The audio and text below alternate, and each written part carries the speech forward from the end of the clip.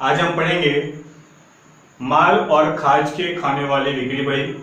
Last में हम पढ़े थे सादी बिक्री बही और माल के खाने वाली खरीद बही। इसमें हम पढ़ेंगे माल तथा खर्च के खाने वाली बिक्री बही। खरीद बही भी पढ़े थे और बिक्री पढ़े थे, लेकिन खरीद बही और बिक्री बही में डिफरेंस क्या है कि खरीद बही में यहाँ आएगा आवक बीजक नंबर और बिक्री बही में आएगा जावक बीजक नंबर। उसके बाद खापुरुष नंबर और माल तथा खर्च के खाने वाली खरीद बही में चाहे बिक्री बही हो या खरीद बही। चौथा खाना आएगा माल की शुद्ध रकम, पांचवा रेलवे नूर, छठा मजदूरी, सातवां केंद्र राज्य तथा संकेत वसक का खाना, उसके बाद लास्ट में कुल रकम। तो स्टार्ट करते हैं अभी क्वेश्चन नंबर 9 से। तो क्वेश्चन नंबर 9 में लिखा गया है निम्न व्यवहार पर से नवसारी के सचिन स्टोर्स की बही में खर्च सहित की बिक्री बही तैयार कीजिए। कहाँ का से सचिन जो है वो कहाँ का है? नवसारी का है। नवसारी कहाँ है? नवसारी है गुजरात के अंदर।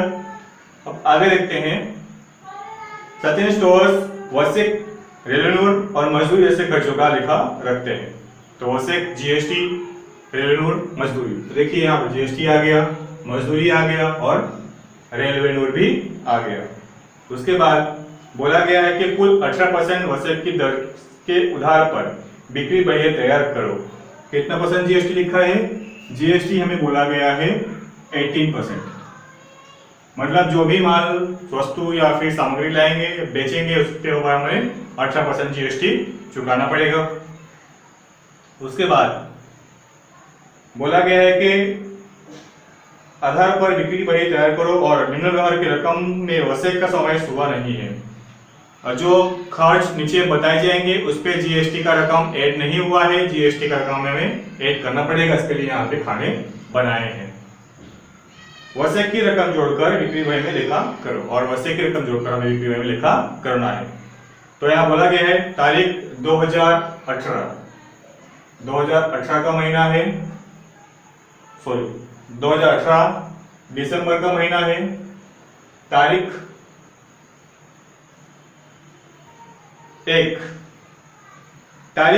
में बोला गया है कि धोनी स्टोर्स को 60,000 रुपए का माल 10% रुपए बट्टा से बेचा।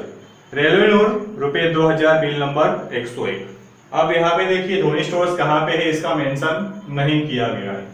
तो अगर स्टोर्स का मेंशन नहीं हुआ है इसका मतलब यहाँ पे है कि स्टोर्स उसी राज्य के अंदर ही होगा।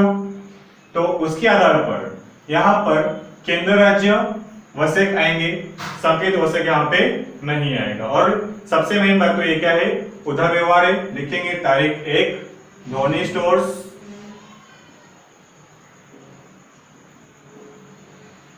रकम कितना है? 60,000 है। 60,000 रुपए हम 10% व्यापारी भत्ता गिनेंगे।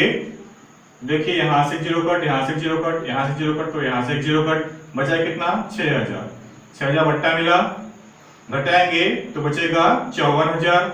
ये क्या हो गया? माल का शुद्ध रकम ये हो गया 54,000। तो इसकी एंट्री हम कहाँ करेंगे?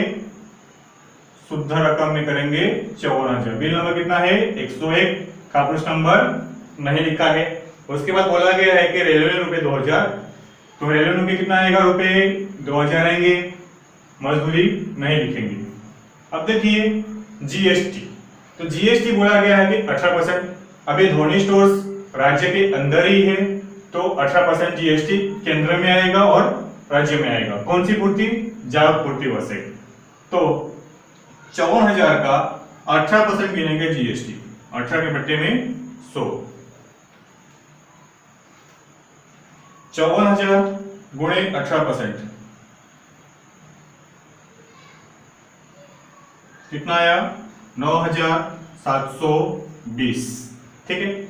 अब ये 9,720 जो आया है, एक यहाँ पे 2 मतलब वसक है तो इसको 2 से भाग कर देंगे। ठीक है, तो भाग 2 करेंगे तो कितना आएगा?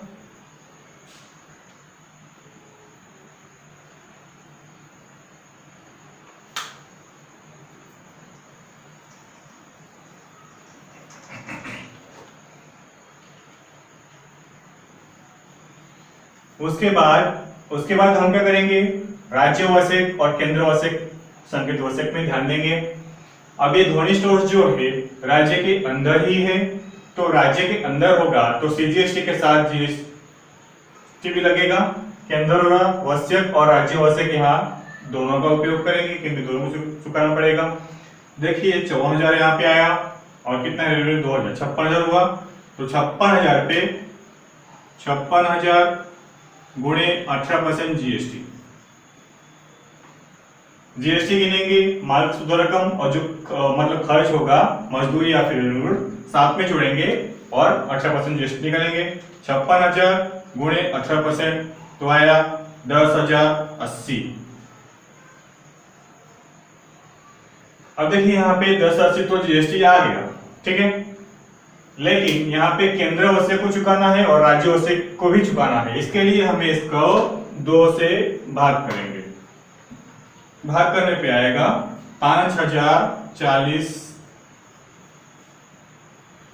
तो लिखेंगे केंद्र वसक पे 540 और राज्य वसक पे भी 5,040। संकेत वसक में नहीं आएगा क्योंकि ध्वनि स्टोर्स राज्य के अंदर है। मैंने पहले आपको बताया था कि राज्य के अंदर हो तो सीजीएसटी के साथ एसजीएसटी का उपयोग होता है, और राज्य के बाहर हो मतलब कि राज्य के बाहर से हमने कोई लेन देन किया हो तो वहां पे आईजीएसटी का यूज होता है। अब करेंगे टोटल, तो 54 2 56, 56 और 10,080, 56,000 प्लस 10,080 तो आएगा 66,080। ये हो गया तारीख 1। अब करेंगे तारीख 2 में, तारीख लिखा है 10। गैंगटॉक सिक्किम के विराट स्टोर्स को ₹40,000 का माल 10% व्यापार भत्ता से नगद से बेचा, मजदूरी ₹200 वसूली की। देखिए ये क्या है, ये व्यवहार है रोकड़ व्यवहार, क्योंकि यहाँ साफ साफ लिखा गया है कि 10% व्यापार से नगद से बेच दिया, मतलब माल तो हमने बेचा लेकिन बदले में क्या है उसने रोकड़ तुरंत चुका दिया, तो ये व्यवहार हम नहीं लिखेंगे। उसके बाद तारीख 16, रैना को ₹30,000 का माल 5% व्यापारी भत्ता से 1 मास की साख पर बेचा, ये उधार व्यवहार हो गया। तो फटाक से तारीख लिखेंगे 16, लिखेंगे रैना स्टोर्स, रैना स्टोर्स खाता बराबर। बोला गया है कि कितना 30,000 का माल है, 30,000 का माल है, उस पे 5% व्यापारी भत्ता दिया है बराबर। तो 5% व्यापारी का 30,000 गुणे 5% आएगा 1,500, घटाएंगे तो कितना बचेगा 28,500 बचेगा। ये हो गया माल का शुद्ध रकम 28,500 लिखे। और बोला गया है कि 500 मजदूरी के तथा 1,000 रेवेन्यू के, 1,000 रुपए रेवेन्यू का है, 500 मजदूरी के हैं।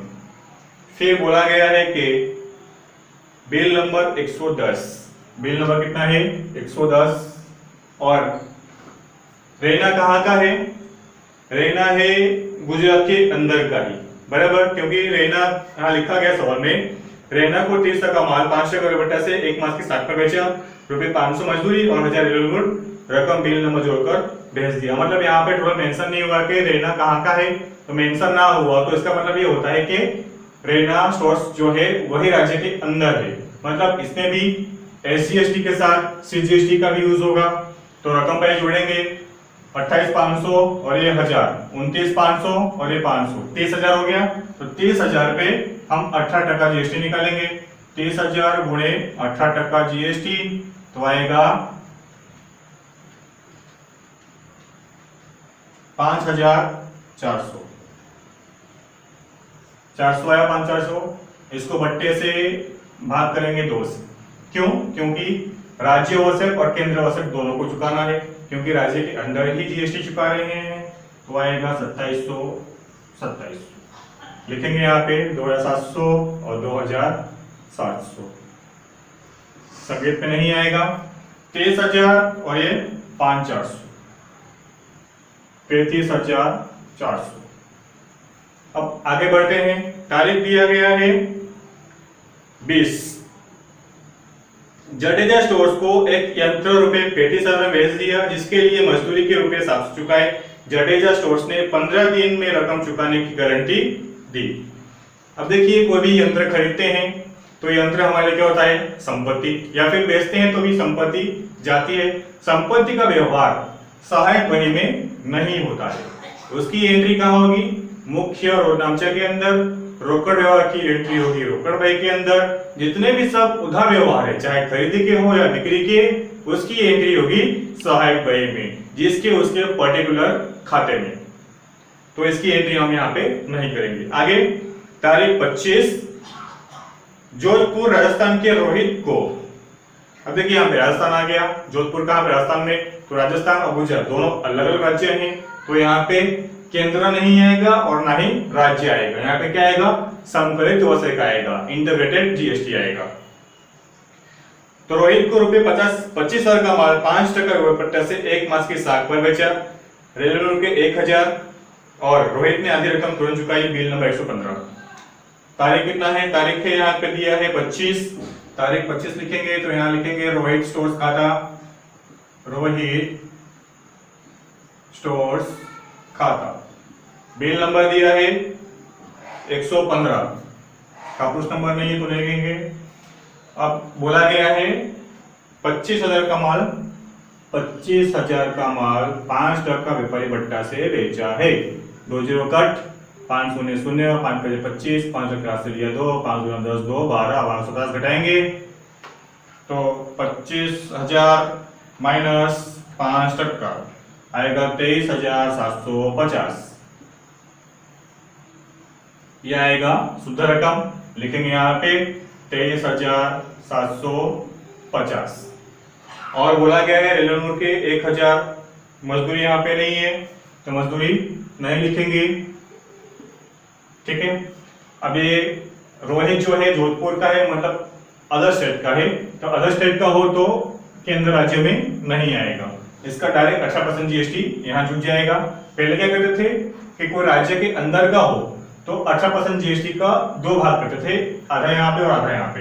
लेकिन राज्य के बाहर हो तो पूरी रकम जीएसटी की संकेत वसक में ही आएगा।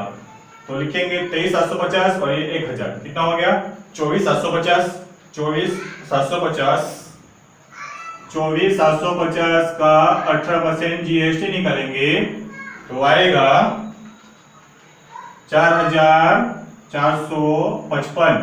इसकी एंट्री यहां करेंगे 4,455 प्लस करेंगे 24,750 प्लस 4,455 तो आएगा 29,205। चलते हैं आगे। तारीख 30, तारीख 30 में कोलकाता पश्चिम बंगाल के उमेश को, ठीक है, ये भी अदर स्टेट का हो गया तो यहां भी संकलित वसक आएगा। उमेश को रुपए 15,000 का माल 10% व्यापारी भट्टा से बेचा, 1 मास की साख पर बेचा। रेलवे नगर के रुपए 1,000, बिल नंबर 118 जोड़कर भेज दिया। मतलब यहाँ पे साफ साफ लिखा गया है कि कौन सा व्यवहार है? साख व्यवहार। लिखेंगे तारीख 30, उमेश स्टोर्स खाते, उमेश स्टोर्स खाता, बिल नंबर 118, कापुरुष नंबर नहीं है। कितने का माल बेचा? तो कितने का माल बेचा में यहाँ पे माल है 15,000 पे 10% रुपये बटा, 15,000 गुणे 10%, 1 0 कट आएगा 1,500, तो यहाँ पे आएगा 13,500 शुद्ध रकम। लिखेंगे यहाँ पे 13,500 शुद्ध रकम। उसके बाद खर्च दिया है रेलवे का 1,000, तो 1,000 इसमें जोड़ देंगे, कितना हो गया? 14,500। 14,500 पे जीएसटी आएगी 18% संकेत वसक में, तो लिखेंगे 14,500 गुणे 18% आएगा 2,610 प्लस करेंगे तो बन जाएगा 17,110। हो गया। अब आगे बढ़ते हैं। युवराज के पास से रुपए 70,000 का माल भेजने का ऑर्डर मिला हो और उस पे हमने कोई अनुशासन ना किया हो या फिर ऑर्डर के अनुसार माल ना भेजा हो तो आर्थिक व्यवहार नहीं होता है, इसलिए इस खाते में इसकी एंट्री नहीं करेंगे। अब सब कुछ तो हो गया, करते हैं टोटल। कुल भाग बिक्री में लिखेंगे, माल शुद्ध रकम में आएगा 54,000, पहले 54,000 प्लस 28,500 प्लस 23,750 प्लस 13,500, तो 1,19,750। दूसरे रेलवे में 2, 3, 4, 5,000 इसमें आएगा। रेलवे में मजदूरी में आएगा 500, केंद्र में आएगा 5, 2, 7,740, राज्य में आएगा 7,740, सम्मिलित में आएगा 5, 6, 0, 7,065 और कुल रकम में आएगा 66,080, 35,400, 29,205, 17,110। तो टोटल आएगा 1,47,795। तो एक बार जोड़ लेते हैं, सही है गलत है। यहां जोड़ेंगे 1,19,750 से 1,19,750 प्लस 5,000 प्लस 500 प्लस 7,740, 740 और 7,065, 1,47,795 तो राइट आंसर है। और उधार जो बिक्री है कुल हो जाएगा व्यापार खाते के जमा साइड पे लिखेंगे बिक्री खाता 1,47,795। ये होगा आपका आंसर। अगर आपको समझ ना आया हो तो आप बेशक हमें पूछ सकते हैं।